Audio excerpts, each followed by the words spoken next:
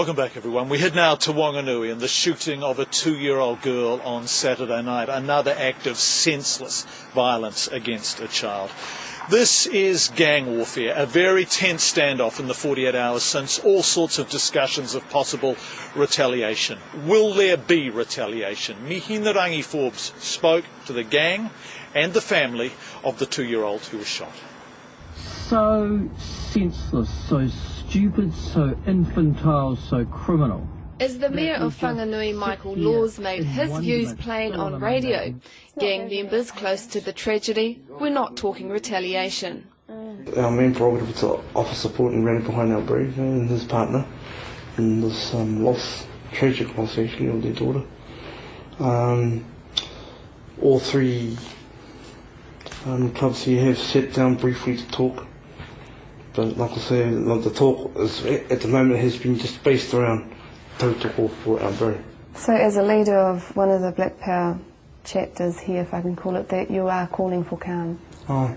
And for everyone just to take a breath. Just step back and just concentrate on rallying behind our borough and support that first, the main thing.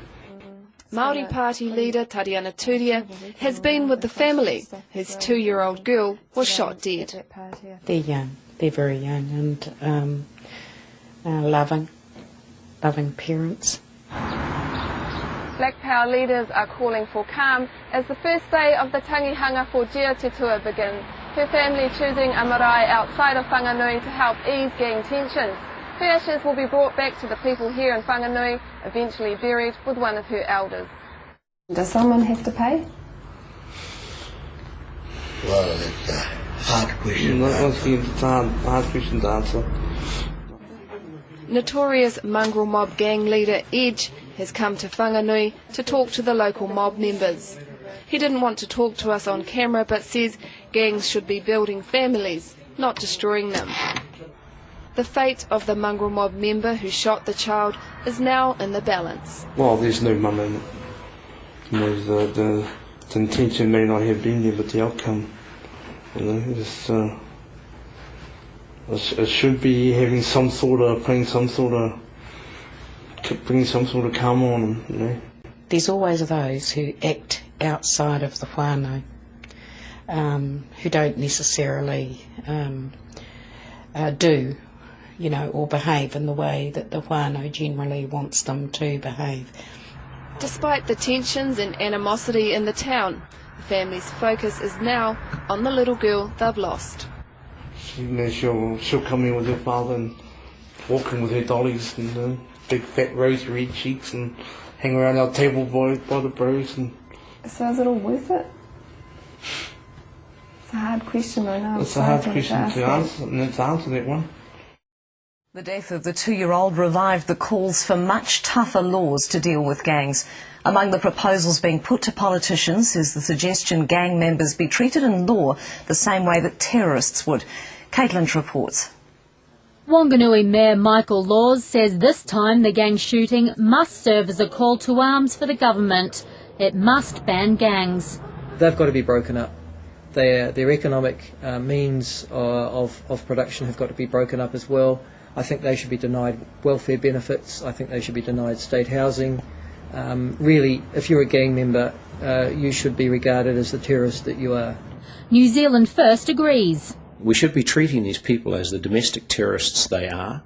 We should be taking the Suppression of Terrorism Act as a template, and we should be drafting up legislation to suppress gang activity. The Prime Minister says it's not that simple.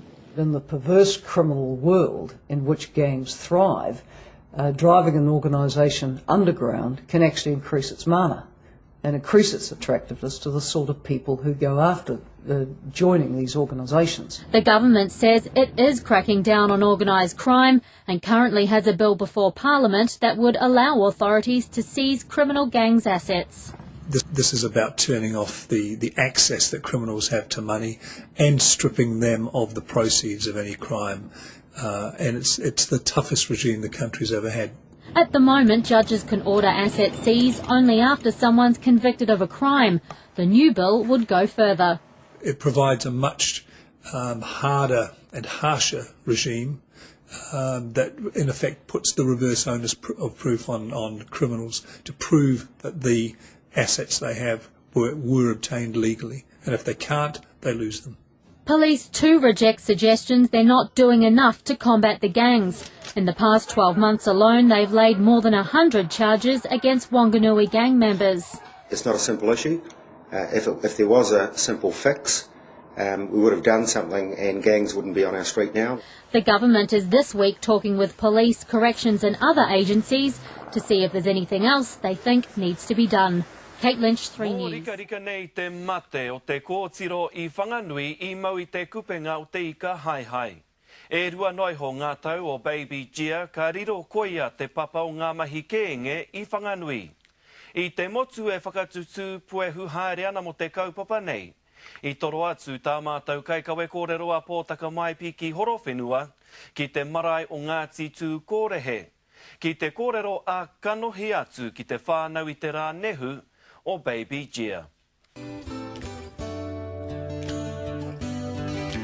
A poem dedicated to baby Jhia Te Tua on her funeral program reads, "She's laughing, smiling, she's soaring through the air on the back of an angel."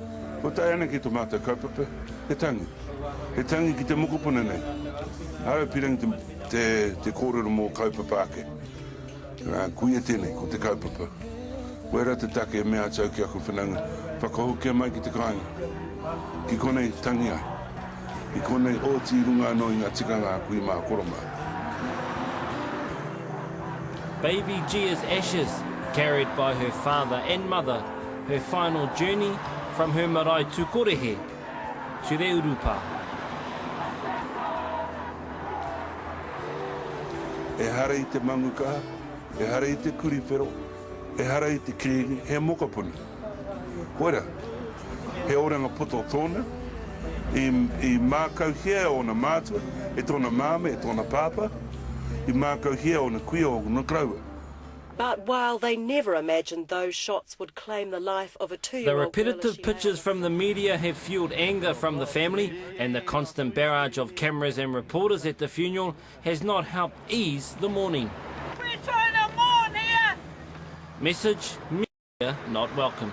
Ko taku riri ki te hunga papaho, ka whakaara mai taku mokopuna iara, ka kohuri ti anō. Ka whakaara hia mai anō, ka kohuri ti anō. Me he me kuau tēra ko te whānau pane e rongo ana, iara, te hunga papaho e kohuru ana, taku mokopuna iara, kāriri. Kua rei mea atu au ki rāte, hei aha ngā kōrero waho. Mum holds up the t-shirt that reads, "Jhia Harmony Te Tua, rest in peace." The pink ribbons represents baby's favourite colour. Waiho kia whakatā, waiho kia moi, I runga anō I te rangi mārie o te hunga mate. Koe re te take, koe whakatakoto hia ki te poho tōna kuia. He hunga poi, he hunga miri, he hunga manaki o tātou kuia. Kei reire ia e takoto ana, waiho tia ki reira.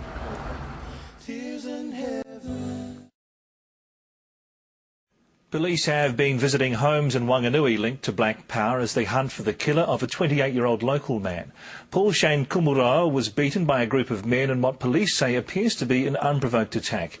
And as Michael Morrow reports, it could be related to another high-profile case. The suburb of Castle Cliff in Wanganui is a known Black Power neighbourhood. The streets were subdued this afternoon, but just yesterday, crime tape and a tent marked the scene of a violent attack. The victim was local man Paul Kumuroa, who has family links to the mongrel mob. Obviously the family are devastated. They also have no knowledge as to the reason why there was attack on Mr Kumuroa. As far as anyone knows, he was merely walking home and was randomly attacked.